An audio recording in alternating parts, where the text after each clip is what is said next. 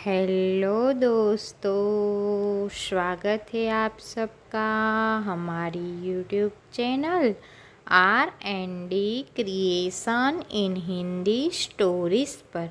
तो आज की हमारी स्टोरी है पूतना वध। तो अंत तक जरूर से सुनिएगा। कंस श्री कृष्ण का वध करने की कोशिशें लगातार कर रहा था। इसी कारण उसने अपनी बहन समान पूतना को बुलाया और उसे आज्ञा दी कि आकाशवाणी के अनुसार मेरी हत्या करने वाला मथुरा में है। तुम उसका वध किसी भी तरह कर आओ। पूतना भी कंस को अपना भाई मानती थी, इसलिए कहने लगी, आप परेशान न हो। अगर मेरे प्राण देकर भी आपका शत्रु मृत्यु को प्राप्त हो तो मैं यह करूँगी। इतना कहकर वहाँ चली जाती है। पूतना ढूंढते हुए आखिर माँ यशोदा के घर पहुँच जाती है।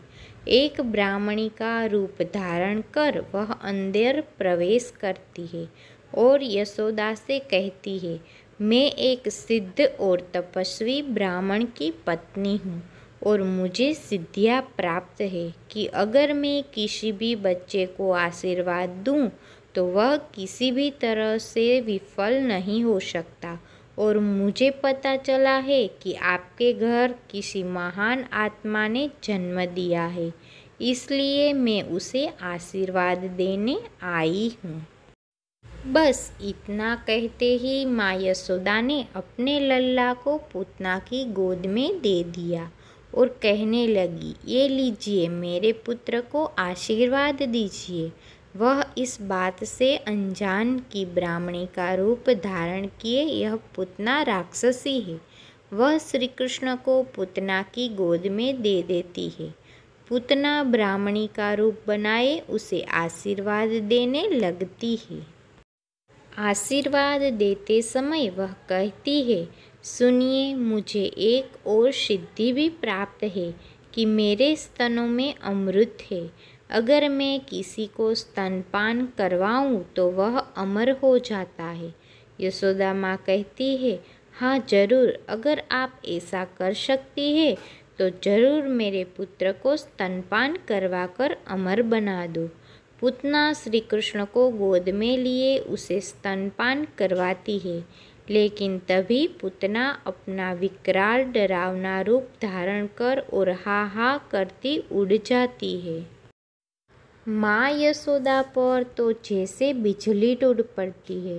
चिल्लाते हुए यशोदा माँ उस तरफ भाग जाती है जिस तरफ पूतना श्री कृष्ण को लेकर उड़ जाती है। माँ यशोदा आगे आगे और नगरवासी पीछे पीछे दौड़ते हुए जंगल में पहुँच जाते हैं, पर पूतना का कहीं भी पता नहीं था कि वह कहाँ आसमान में गायब हो गई थी। थोड़ी ही देर बाद वह राक्षसी आसमान से जंगल में गिरी। श्री कृष्ण सही सलामत उसकी छाती पर बैठे हुए खेल रहे थे। पूतना का आकार इतना विशाल था कि श्री कृष्ण को उसके ऊपर से उतरना बहुत ही मुश्किल था। जैसे तैसे करके नगरवासियों ने कान्हा को नीचे उतारा और यह देख सभी हक्के बक्के थे कि इतनी बड़ी राक्षसी को कान्हा ने कैसे मारा और इतना ऊपर से नीचे गिरने पर कान्हा को एक खरोच तक नहीं आई। अब यह भी दुविधा थी कि इतनी बड़ी राक्षसी का अंतिम संस्कार कैसे किया जाए। तभी एक समझदार व्यक्ति ने सलाह दी कि राक्षसी को कई छोटे छोटे टुकड़ों में काट इसका अंतिम संस्कार कर देते हैं। ऐसा ही हुआ। अंतिम संस्कार के बाद पूतना की आत्मा श्री कृष्ण में समाहित हो गई और श्री कृष्ण ने पूतना को अपनी माँ का दर्जा दिया, क्योंकि पूतना ने कान्हा को स्तनपान करवाया था।